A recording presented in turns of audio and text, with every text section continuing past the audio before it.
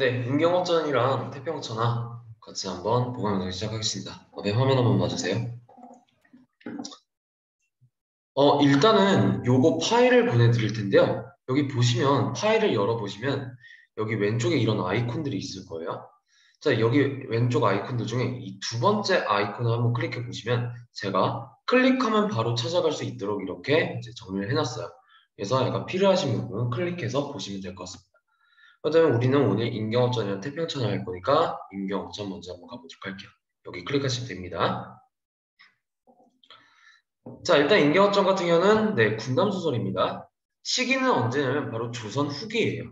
조선 후기. 조선 후기 같은 경우는 아무래도 약간 어떤 경향이 지냐면 비현실적인 요소보다는 굉장히 사실적,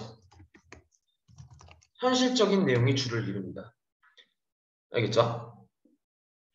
조선 전기에는 약간 전기적, 비현실적 요소가 많았다면 자, 조선 후기 같은 경우는 약간 비교적 사실적, 현실적인 약간 내용이 많긴 해요. 물론 박시정 같은 경우는 약간 조선 후기에 쓰여진 약간 예외이긴 하죠. 왜냐하면 이따가 말씀드리긴 할 거겠지만 박시정 같은 경우는 워낙에 정기적인 요소가 많죠. 그래서 박시정 같은 경우는 약간 좀 예외라고 생각하시면 됩니다. 네, 어쨌든 이 인경업전은 조선 후기에 유행했던 군담 소설이고요. 그리고 여기서 중요한 게 뭐냐면 일단은 엔딩이에요. 두 번째 하이라이트 보시면은 인경업이 죽음으로써 비극적으로 끝난다는 특징이 있다. 얘 같은 경우는 일반적인 국문소설 엔딩과의 차이점. 이생규 정전에서도 했던 거 기억나시나요?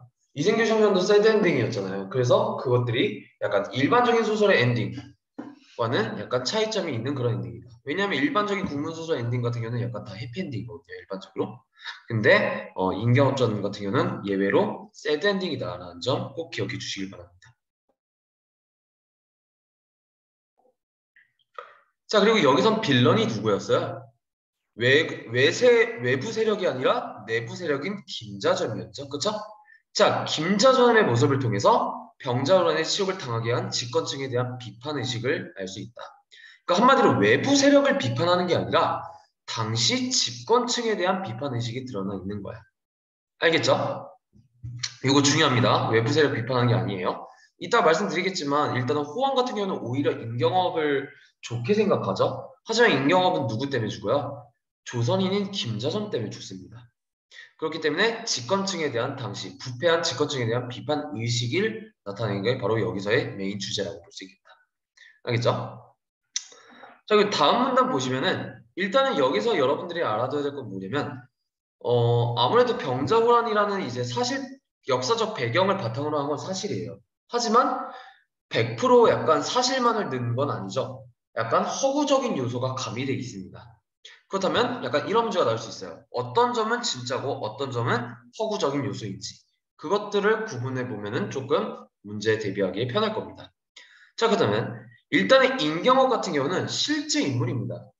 실제 인물인데 임경업은 실제로 병자호란 당시 가장 적극적으로 청나라와 대결했던 장소였다고 합니다. 이거는 역사적 사실이에요. 실제예요. 어, 하지만 조선의 조정은 여기 세 번째 줄 임경업이 영무에 연루되었던 누명을 쓰이고 끝내 임경업은 고문부대 옥중에서 사망하게 된다. 자, 그렇다면 역시 실제로도 임경업은 누구 때문에 죽은 거야? 바로 조선 내부의 적들 때문에 죽은 거야. 외부 세력이 아니라. 알겠죠? 그리고 임경업자는 아무래도 이제 소설이다 보니까 허구적인 요소가 어느 정도 가미돼 있는데 그렇다면 어떤 내용의 허구적인 요소냐? 임경업이 가달이라는 나라를 쳐 호국을 구한 이야기 그리고 군사들과 동고동락한 이야기 그리고 볼모가 된 세자대군을 구하고 대신 인질이 된 이야기 대장자리, 분화를 거절하고 조선으로 돌아온 것 이것들은 다 허구적인 요소라고 합니다. 알겠죠? 구분해 주세요. 네, 그렇게 알아두시면 되고요. 네, 특징 같은 경우도 뭐 제가 말씀드렸던 부분입니다. 자, 그리고 꼭 하나 더 알아두셔야 될 게 뭐냐면 바로 서술자의 개입이죠. 그래서 자, 어떤 부분에서 서술자의 개입이 드러나냐? 자, 산천초목도 슬퍼하더라. 그러니까 한마디로 임경업이 소설 속에서도 약간 김자전 때문에 누명을 써가지고 잡혀가잖아요. 그 잡혀가는 모습을 보고 산천초목도 슬퍼하더라 라는 서술 장면이 있습니다. 서술 부분이 있어요. 그 부분이 바로 서술자의 개입이야. 알겠지? 자, 교과서 내용을 한번 볼까요?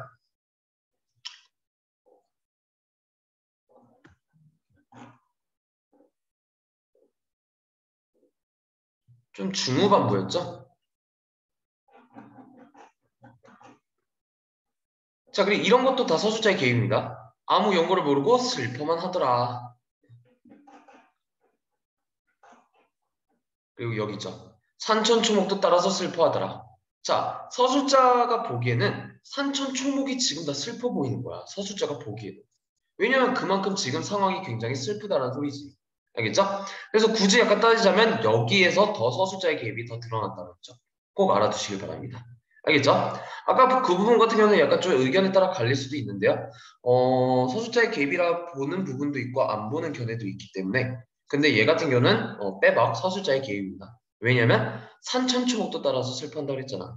서술자 눈에는 지금 모든 세상 만물이 슬퍼하는 것처럼 보이는 거야. 왜? 그만큼 슬픈 상황이라는 거지. 알겠죠? 그거 중요합니다. 서술자 개입 여기 부분. 자, 그리고 마저 한번 보시면은 뭐 요건 간단합니다. 등장인물의 갈등 양상 같은 경우는 여러분들이 글을 꼼꼼히 읽기만 하면 점을 풀 수 있는 문제니까 제가 항상 강조하죠. 기억에 의존해서 풀지 말라. 꼼꼼히 읽는 걸 귀찮아하면 안 됩니다. 뭐 그러면 틀릴 수밖에 없어요. 아시겠죠? 자, 그리고 요거 같은 경우도 약간 쉬운 내용인데요. 일단은 인질로 호황이 인질로 세자와 대군을 잡았다고 했어요. 근데 약간 호황이 인경을 보고 세자와 대군한테 이제 약간 특별히 약간 뭐라고 해야 되죠? 약간 은혜라고 해야 되나? 약간 조금 그 선심을 베풀죠.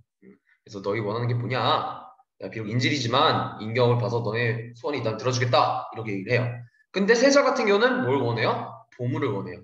반면에 대군은 조선의 인질로 잡혀온 백성들을 먼저 생각합니다. 그래서 호왕은 대군에게 감동을 받죠. 야, 자기보다는 백성들을 먼저 생각하는 인물이구나. 거기서 또 감동을 받습니다.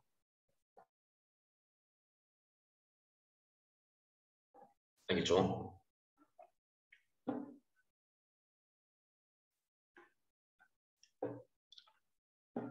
자, 그리고 여기 동그라미 2번 다시 한번 보시면 요것만 한번 알아두세요. 자, 맨 처음에는 임경학과 호황의 갈등이 나타나고요. 후반부에서는 임경학과 김자점의 갈등이 나타나죠. 그죠? 그다음 이 임경학과 김자점의 갈등에서 나타나는 의의는 뭐냐?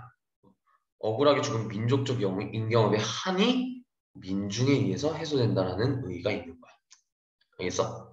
그래서 임경학 같은 경우는 약간 민중의 영웅이라고 하는데 민중 영웅이라고 하는데 이 민중 영웅의 구체적인 개념은 제가 뒤에서 유충렬전이라는 작품과 간단하게 비교를 하면서 제가 개념을 설명드릴게요. 아시겠죠? 일단은 보류. 자, 그리고 동그라미 4번 같은 경우는 제가 아까 말씀드렸던 부분입니다. 사실적인 요소와 허구적인 요소가 어디인지 기억해 두면은 약간 조금 시험 대비하는데 마음이 편하겠죠? 그쵸? 간단합니다. 생각보다 복잡하지 않아요.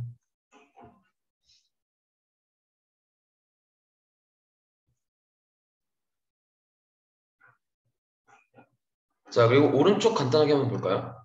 이것도 어렵진 않습니다. 임경업이 격군들과 군사들에게 하는 말에서 느껴지는 것은 무엇인가? 임경업은 자기가 위기에 처한 상황 속에서도 군사들에게 자신이 받은 은혜를 갖지 못하게 되었음을 안타까워하는 그런 인간적인 면모가 드러나 있는 부분이라고 볼 수 있는 것이다. 알겠죠? 자, 그다음 이거 같은 경우도 문제로 나올 수 있어요. 작품의 한계점. 자, 이 작품에서는 명나라에 대한 의리와 청나라에 대한 적개심이 드러나는데 이는 실리보다는 명분을 추구했던 당시의 부수적인 가치관이 그대로 드러난 것. 자, 이게 무슨 뜻이냐? 간단하게 생각하시면 돼요. 아무래도 그 당시 조선 후기에는 청나라가 굉장히 셌습니다. 그렇다면은 진짜 만약에 이제 조선을 발전시키기 위함이라면 약간 조금 자존심 조금 수그러들고 청나라에 약간 붙는 게 조금 더 나라를 발전시키기에 유리한 길일 수도 있었겠다. 왜냐하면은 자존심 부리는 거 중요하죠. 중요하지만 그 나라의 상류층들은 누구의 안위도 걱정을 해야 돼요? 백성들의 안위도 걱정을 해야 돼요. 따라서 진짜 백성을 걱정하고 진짜 나라를 걱정한다면은 청나라에 붙는 것도 그렇게 나쁘지만은 않은 길은 아니었을 텐데 하지만 얘네 같은 경우는 끝까지 그런 약간 실리보다는 명분을 너무 지나치게 중시했기 때문에 청나라에 붙었다면 약간 백성들이 조금 더 잘 안전하게 살 수 있었을 텐데 그러지 못했다라는 한계점이 있는 거야. 알겠죠? 그래서 이걸 비판한 게 누구예요? 실학자 박지원이죠. 그렇죠? 그래서 박지원의 그 허생전에서도 약간 이거와 비슷한 내용이 나와요. 너희들은 약간 자존심만 세우면서 청나라에 배울 것은 배우지 않으려고 한다. 자존심만 세우면서. 청나라의 것을 배우면은 백성들을 정말 잘 살고 나라를 발전시킬 수 있을 텐데. 근데 너네는 왜 자존심만 내세우냐? 이 내용을 비판한 게 바로 박지원이에요. 알겠죠? 따라서 이 작품의 한계점 같은 경우는 어떻게 보면 약간 박지원의 입장과 약간 조금 부합하는 그런 관점이라고 볼 수 있습니다. 알겠죠? 네. 그리고 조금 자존심 수그러들이고 총나라에 붙었다면 나라가 더 발전했을 텐데 하지만 그러지 못했다. 실리보다는 명분을 추구했던 그런 보수적인 자존심만 내세우는 보수적인 가치관이 살짝 너무 그대로 드러난 것이 이 임경업전 작품의 한계인 것이다. 알겠죠? 자, 설명 들으면서 이해 안 가시는 부분이 있으면은 뭐 댓글이나 아니면은 저한테 개인톡으로 보내주시면 제가 바로바로 해설해 드리도록 하겠습니다. 네, 그렇게 알아두시면 되겠고요.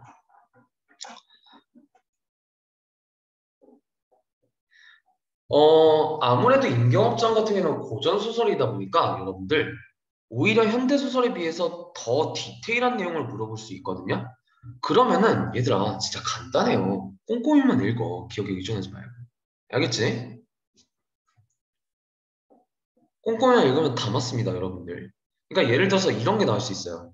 이 장군이 어디에서 누굴 무찔렀는지, 아니면 뭐 왕족은 어디에서 인질로 잡혔는지, 그리고 적군과 아군이 싸운 장소가 어디인지 이런 것들을 디테일하게 물어본단 말이야. 수능도 그렇고 모의고사도 그렇고 특히 고전소설에서는. 그래서 아무래도 내신 같은 경우도 그런 수능과 모의고사의 경우에 따라서 그런 거를 물어보는 경우가 많아요. 왜냐하면 그렇게 문제를 내는 게 더 간단하기도 하고. 알겠죠? 그래서 그런 문제 항상 나온다라고 염두에 두시고 글 꼼꼼히 읽으시고 문제 꼼꼼히 읽어. 알겠지? 네, 그렇게 알아볼 수 있겠고요. 자, 그리고 다음 문장은 조금 약간 중요할 수 있어요. 자, 일단 여기 빨간색 내용은 이따가 알아보고요. 자, 군담 소설을 통해서 근데 이 임경업전 작품의 의의는 뭐냐? 군남 소설을 통해서 오랑캐에 대한 우리 민족의 우월감을 보여주고 그리고 다음이 중요하죠? 우리가 패배한 이유는 우리가 약해서가 아니라는 인식을 드러내고자 하는 거야. 누구 때문이다? 우리가 약해서가 아니라 내부의 부조리한 내부의 부조리한 내부의 적들 때문이다. 한마디로 부패한 정치인들, 지 이익만 생각하는 약간 조금 뭐 같은 상류층들 때문에 우리가 진 거다. 라는 인식을 드러내고 싶었던 거야. 우리 조선 자체가 약해서가 아니라. 알겠죠? 그래서 메인 주제 내가 아까 뭐라 그랬니? 외부의 세력을 비판한 게 아니라 그랬어. 그치? 그래서 임경업을 작품의 주인공으로 삼은 이유. 임경업이 어떤 인물이었는데 김자점이라는 인물에 의해서 비극적인 결말을 맞았던 인물이잖아. 그래서 그런 임경업을 주인공으로 삼은 이유는 뭐겠어? 집권층에 대해 가는 분노와 비판의식. 여기서 포인트는 뭐다? 바로 집권층이다. 알겠죠? 이거 중요합니다. 자, 그리고요. 또 제가 중요하게 생각하는 출제 포인트가 뭐냐면 바로 임경업이 자신의 지난날을 요약적으로 제시하는 부분이 있습니다. 내가 왜 이거를 이제 좀 강조하냐면 자, 여러분들 고등학교 1학년 때도 이 요약적으로 제시하는 장면이 있다라는 장면이 나왔어요. 어떤 장면에? 어떤 작품에서? 홍계월전이라는 작품에서 요약적으로 나타나는 부분이 있다라는 부분이 있었습니다. 그렇다면 비슷하게 여기서도 그 요약적으로 제시하는 부분이 있기 때문에 이런 것도 선택지에 넣을 수 있다는 점. 선생님 그렇다면 어느 부분에서 요약적으로 제시되어 있는 부분이 나오나요? 제가 밑에 가로 여기 적어놨죠? 대명과 합시나요 슐라슐라슐라 칼을 씌어 끌려오니 라고 돼 있어요. 자, 이게 어떤 장면이냐면 임경업이 감옥 안에 갇힙니다. 그쵸? 근데 그때까지는 자기가 감옥에 갇힌 진짜 이유를 모릅니다. 근데 누구였죠?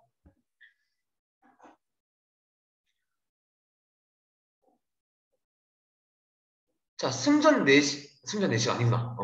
전원 관원 중 한 사람이 이제 임경업을 불쌍히 여가지고 임경업한테 실토를 합니다. 자, 승전이나 아니면 승지, 이 사람들도 약간 궁궐 사람들인데 이 궁궐 사람들은 임경업에게 실토를 못해요. 왜냐하면 김자점이 그만큼 당시에 오히려 임금보다 셌기 때문에 지위상이 아니지. 약간 실세상 김자점이 실세였던 거지, 임금보다는. 그렇기 때문에 승지나 이 승전 내시는 약간 그게 무서워가지고 김자점이 무서워가지고 진실을 토로하지 못합니다. 하지만 전후 관원에 의해서 임경업은 이제 실제를 알게 된 거지. 그죠? 자, 그렇게 이제 이 사람을 통해서 임경업이 약간 자기가 김자전 때문에 약간 갇힌 거다라는 걸 알게 되고 바로 몸을 날려 이제 임금님께 보고 청죄를 합니다. 그러니까 청죄라는 건 제가 잘못했으니 벌해주세요라는 걸 바로 청죄라고 해요. 알겠지? 이것도 디테일한 문제 나올 수 있습니다. 자, 그래서 임금님 입장에서는 놀라죠. 아니, 이렇게 예쁜 신하가 왜 갑자기 뭔 죄가 있다고 하길래 벌을 내려달라고 하는 걸까? 그래서 임경업이 이렇게 얘기를 하는 거죠. 여기 부분, 여기 장면. 뭐 대명과 합심하여 호흡을 쳐서 황의 머리를 병자리 영혼에게 소리를 샬라샬라샬라. 자, 이 부분이 바로 임경업이 자신의 지난 행적을 요약적으로 제시한 부분이야. 잘 봐주세요, 여기 부분. 일시 정시하시고 자소서에다 표기해 주시면 될 겁니다. 아마 표기가 돼 있을 거긴 하지만 다시 한번 봐주세요. 알겠죠? 굉장히 중요합니다. 이 부분이 바로 요약적으로 제시하는 장면이라고 볼 수 있는 거야. 그렇다면 속도감은 빨라지겠죠. 그죠? 작품 전개의 속도감은 당연히 빨라지겠지. 요약적으로 제시하니까. 네, 그렇게 알아볼 수 있겠다. 아시겠죠? 네, 중요합니다.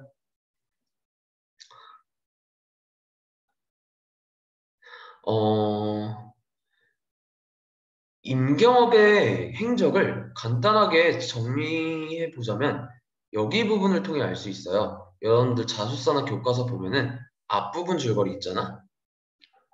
여기 부분.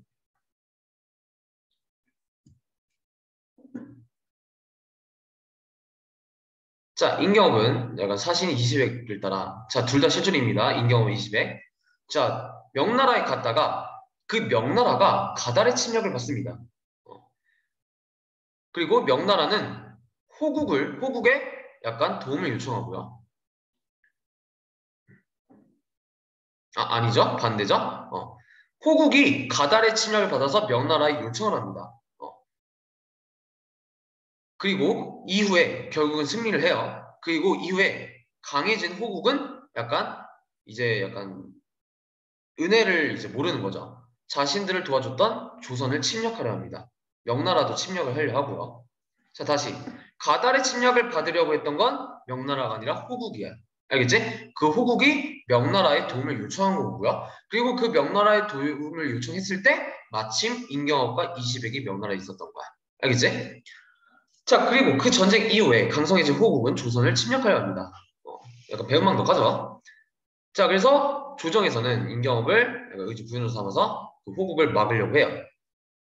그리고 호국은 임경업이 나선다는 소식을 듣고 이제 약간 쫄아가지고 약간 임경업을 피해서 전쟁을 합니다. 그래서 결국 승리를 해요. 조선을 대상으로. 자, 그리고 이에 화가 난 임경업은 약간 돌아가는 적들을 모조리 무찌르려고 하였으나 못 무찌르어요. 왜냐면 호국의 세자와 대군이 인질로 잡혔기 때문에. 자, 그렇게 또 시간이 지나가지고 후왕은 이번에는 명나라를 치려고 합니다. 그리고 조선에 야, 너네 군대 좀 내놔. 이렇게 이제 약간 뭐 협박 아닌 요청 아닌 협박이죠. 그쵸? 그리고 임경업을 대장으로 보내고서 요구해요. 자, 그 와중에 임경업은 이를 이용해서 명나라와 내통을 하면서 호국의 뒤통수를 치려고 해요. 하지만 배신으로 모든 게 들통나게 되는 거야. 알겠지? 거기서 이제 호국으로 잡히고 교과서에 수록된 부분은 거기서부터 이제 시작이 되는 겁니다. 아시겠죠? 디테일한 내용 고전 시가에서는 더 많이 물어본다 그랬다. 꼼꼼히만 읽어. 알겠지? 자, 그리고 다음 작품은 박시전이라는 아주 간단한 학습활동에 딸려있는 작품인데요. 박시전 같은 경우는 여러분들 문제 풀고 전 수업 들으셔서 아시겠죠? 뭐 전반적인 내용은 뭐 남성이 해내지 못한 것을 여성 영웅이 해냈다는 점. 그리고 약간 게임에서나 볼 수 있을 법한 스킬들, 즉 비현실적인 요소들, 전기적 요소들이 임경업전에 비해서 많다는 점 꼭 알아두시길 바래요. 알겠죠? 자, 그다음 박시정 같은 경우는 이제 남성들이 못 해내는 것을 여성들이 해냈다고 했잖아. 그렇다면 그것의 의의는 뭘까? 바로 여성들의 입장에서 사회적 성취 욕구에 의한 대리만족의 효과를 줬을 거고, 그리고 남성 중심 사회에 대한 비판 의식을 갖게 했을 것이다. 네, 이렇게만 알아주시면 되겠다. 알겠죠? 그리고 약간 아까 제가 강조했던 거, 인경업전에 비해서 비현실적인 요소, 정기적 요소가 굉장히 많다. 얘도 조선 후기입니다. 알겠죠?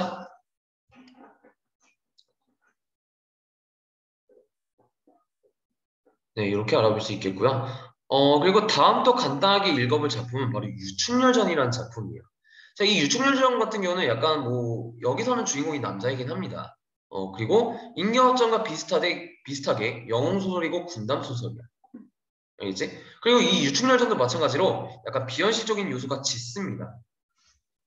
인경업전과는 조금 차이점이라고 볼 수 있겠지. 그치? 자, 그렇다면은 유충렬전과 인경업전의 차이점은 무엇이냐? 이 특징 한번 가보자. 유충렬전은 원래 천상계 인물이었어요.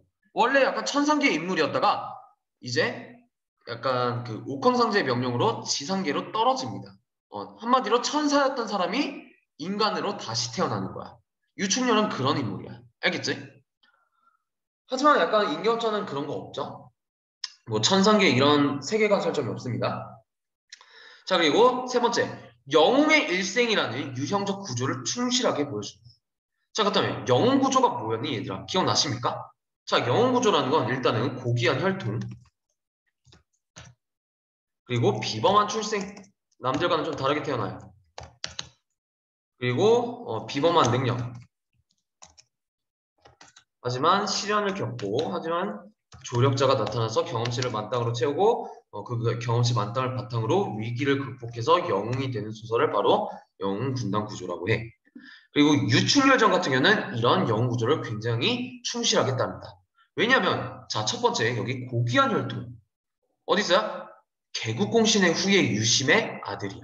즉 완전 금수저란 소리지. 그지? 그리고 비범한 출생.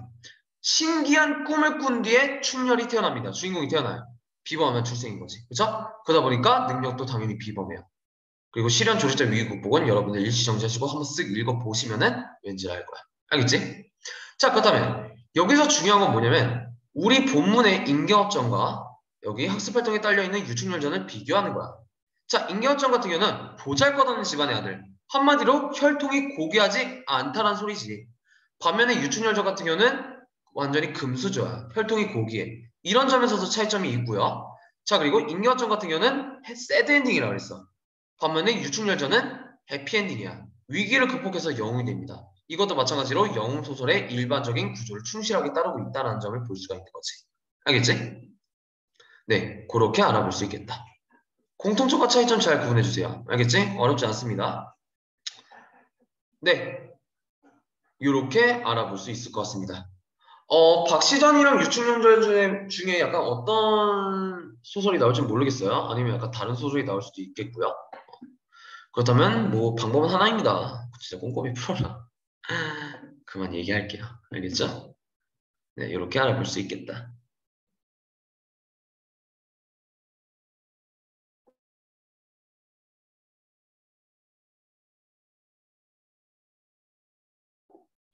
자, 인격전은 여기서 마무리하고요. 그다음 이번에는 태평천하에 대해서 같이 한번 간단하게 알아보도록 할게요. 자, 태평천하 같은 경우는 뭐 당대사의 모습, 그리고 판소리적 구어체 방식. 일단은 대략적인 출제 포인트가 바로 이거라고 했지, 판소리적 구어체. 왜냐면 이 판소리적 구어체 같은 경우는 약간 뭐 옛날 고전 소설에서나 나올 법한 기법인데 이거를 약간 현대 소설에서도 썼다는 점이 특이 케이스라고 했지. 그거 잘 알아두시고요. 자, 그리고 뭐 똑같은 얘기지만 자, 반어법, 비유법, 과장법, 희화 등의 방법들을 통해서 판소리 그리고 사설 어투를 계승했다. 태평천하가. 자, 그렇다면은 여기 밑에 핵심적인 간단하게 한번 가보자. 얘 같은 경우는 풍자 비판이라고 그랬지? 그렇다면 이 풍자라는 요소가 글 속에 구체적으로 어디 나타나냐면 이 윤두껍이라는 별명에서 나옵니다. 이게 윤영감을 뜻하는 거지? 할아버지. 그 윤두껍이라는 별명을 통해서 약간 웃음을 유발하면서 풍자를 하고 비판을 하고 있는 거지. 자, 그리고 또 여기 반어적이라고 돼 있는데 선생님 그렇다면 이 반어적 요소는 글 속에 어디 있나요? 자, 이런 부분이 있습니다.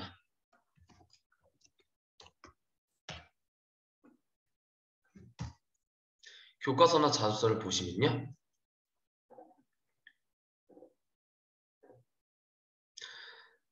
자, 이 윤직원 같은 경우는 썰이 있다 그랬잖아. 그치? 썰이 있다 그랬어요. 어떤 썰이 있어? 약간 그 조선 도적대들한테 아버지가 죽임을 당하고 그 재물들을 다 뺏긴. 그러다 보니까 어, 약간 조선인들에게 이제 반감을 가지고 우리 빼고 다 죽어버려라! 라고 약간 소리치는 부분이 있었죠. 그리고 그 소리치는 장면에 대해서 서술자는 이렇게 얘기를 해요. 그리고 그것은 당시에 나한테 불리한 세상에 대한 격분된 저주요. 그리고 웅장한 투제 선언이었습니다. 윤직원의 그런 약간 그 이기적인 발언을 웅장한 투쟁의 선언이라고 얘기하고 있어요. 여기서 바로 반어적 표현인 거지. 그리고 뭐 여기 파란색 표시되는 것처럼 냉소적이기도 하고. 그러니까 비판하는 거지, 윤직원을. 반어적인 표현으로. 누가? 서술자가. 그래서 이 반어적 표현은 편집자적 논평 부분, 서술자의 개입 부분이 이것은 웅장한 투쟁의 선언이었습니다. 하지만 진짜 웅장하다라고 표현하는 게 아니지. 쪼잔하다고 표현하는 거지. 그래서 반어적 표현이 여기 있다고 보는 것이다. 알겠죠? 자, 여기 특징 보시면, 자, 방언과 사투리가 있고요, 여기선. 이건 알죠? 사투리와 구어체 및 판소리 사설의 문체를 사용해서 작품의 생동감을 부여한다. 자, 그렇다면 여기서 구어체 혹은 판소리 사설 문체가 어떤 서술 부분을 통해서 나타나냐? 바로 약간 이 종결음이 있잖아요. 있겠다요, 뭐뭐 했다요. 이런 약간 말을 하는 듯한 말투, 그리고 뭐뭐 했습니다. 이거 같은 경우도 약간 어린아이들이 구연동하는 듯한 느낌을 주잖아요. 그렇기 때문에 구어체, 즉 판소리 사설의 문체라고 볼 수 있는 거야. 알겠죠? 자, 그리고 여기서는 내용은 크게 복잡하진 않죠? 그 등장인물의 대조적 형상을 보면은 뭐 부정적인 인물은 윤직원, 윤창식, 윤종수 얘네 다 부정적인 인물이고 여기서 유일하게 긍정적인 인물은 바로 윤종학이야. 하지만 이 윤종학은 언급만 될 뿐 작품 속에 실제로 등장하진 않습니다. 그쵸?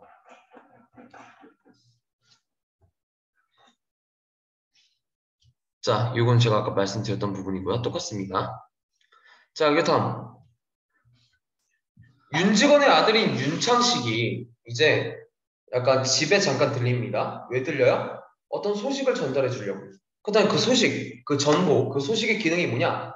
뭐 일단은 뭐 윤종학이 약간 검거되었다는 것 정보를 알려주고요. 자, 그리고 이것도 중요해요. 이 전보는 윤직원 집안의 몰락을 예고합니다. 왜냐하면 전보의 내용을 약간 고민해 보면은 알 수 있는 거지, 그치? 자, 그리고 세 번째, 요거 한번 잘 봐주세요. 일제강점기라는 시대적 상황 때문에 등장시키기 어려운 윤종학을 간접적으로 제시한다. 그러니까 윤종학이 언급만 돼 있는 이유가 있는 거야, 이 소설에는. 그 이유가 뭐야? 아무래도 윤종학은 그 일제에 반하는 인물이잖아요. 그러다 보니까 약간 이 윤종학을 직접적으로 작품에 드러내면은 너무 약간 노골적이니까 간접적으로 언급만 함으로써 드러내는 거지, 윤종학을. 이해 가시나요? 이렇게 알아두시면 되겠고요. 일단 저는 약간 무엇보다 중요한 건 바로 이 두 번째 특징이라고 봐요. 전보의 기능은 윤직원 집안의 몰락을 암시하는 기능을 하기도 하는 소재다. 알겠죠? 자, 그리고 또 중요한 건 뭐냐면, 자, 소주제에 이런 옛말이 인용돼 있죠? 어, 약간 뭐, 진나라를 망할 자 호야이니라. 자, 그게 뭘 뜻한다 그랬어?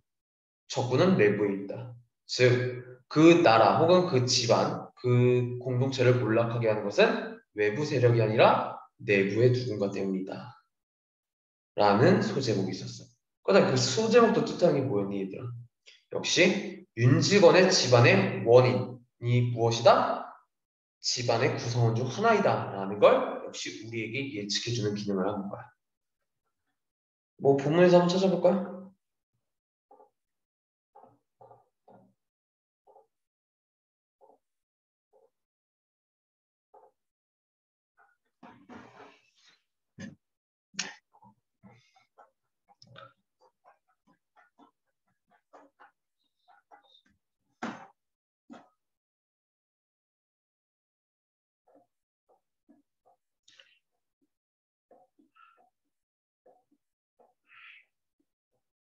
여기 있네요. 망진 자, 진나라를 망하게 할 자는 호해라는 자식이다. 즉, 적군은 내부에 있다. 알겠죠? 네, 그렇게 알아볼 수 있어요. 자, 그리고 이것도 한번 알아두세요. 사건 전개에 극적인 반전을 유도한 소재는 바로 전보, 윤창식이 전달해주는 전보죠. 그렇죠? 그렇게 알아볼 수 있겠다. 자, 이것도 마찬가지로 어떤 디테일한 내용이 나올 수 있기 때문에, 나올지 모르기 때문에 역시 꼼꼼히 읽어주시고요. 윤창식 같은 경우는 약간 윤직원 영감의 대사를 통해서 평소에 돈이 필요할 때면 윤직원을 찾아왔었구나. 그러니까 윤직원이 왜 왔냐? 또 돈 달라고 왔지? 약간 이런 장면이 있었죠? 그 장면을 통해서 알 수 있는 거고요. 그리고 마지막 부분에서 약간 자기 손자인 그 종호가 이제 사회주의 때문에 이제 피감되었다는 소식을 듣자 아니 걔는 뭐가 아쉬워서 그런 거야? 이태평천하에 자 이태평천하는 광복 시절이 아니라 일제 시대를 얘기하는 거죠. 한마디로 민족의식이 결여된 윤직원의 모습을 볼 수가 있는 거다. 알겠죠? 그렇게 알아볼 수 있겠습니다.